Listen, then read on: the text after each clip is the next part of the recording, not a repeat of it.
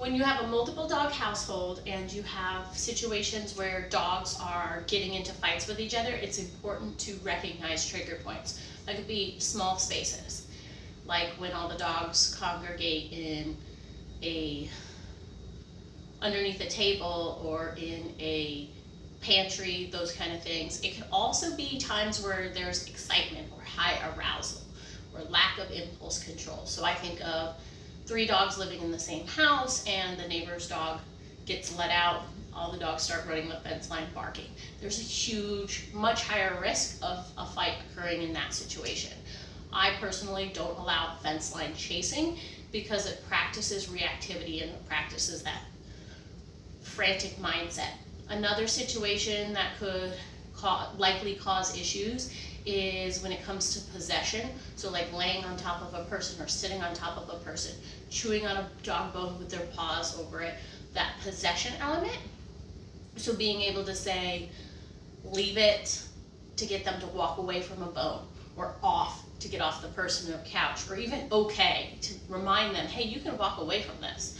So okay can also be like, move your feet and go. Another really common area for a lot of fights to occur is being let in and out. Anytime you're getting your dogs with the crazy dancing feet, they are probably in a mindset where they're more likely to escalate into a problem. So wait for me is going to be a hand signal like that.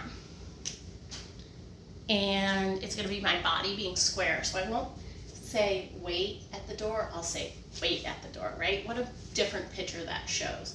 The other thing is dogs don't have to sit, stay for wait. It's different than sit, stay.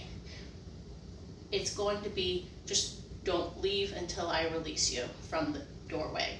So they could sit, they could down, they could go lay on the couch, which is what Peaches is choosing to do while I'm talking. There is an implied wait at every doorway. But when things escalate, we forget that implied wait. So wait will be our reminder. Okay, Peaches. Okay.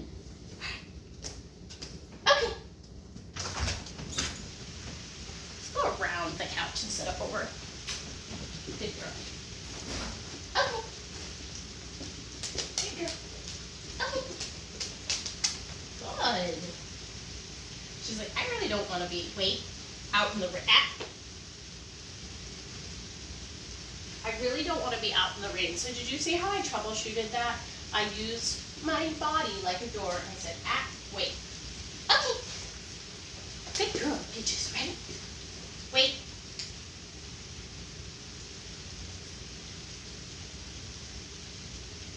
Good girl. Okay. Good. So the implied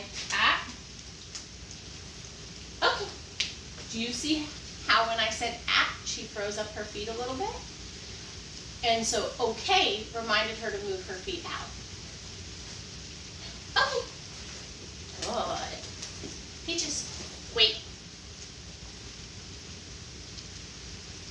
Okay. Wait. Okay. Good.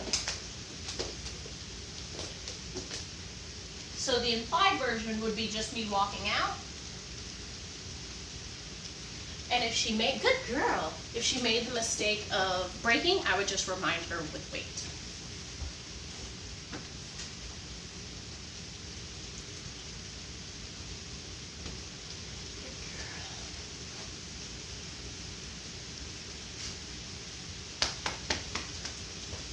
Okay.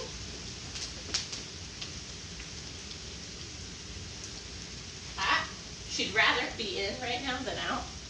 So I'm having to remind her a little bit with the, okay. She's gonna go straight back to the couch for that.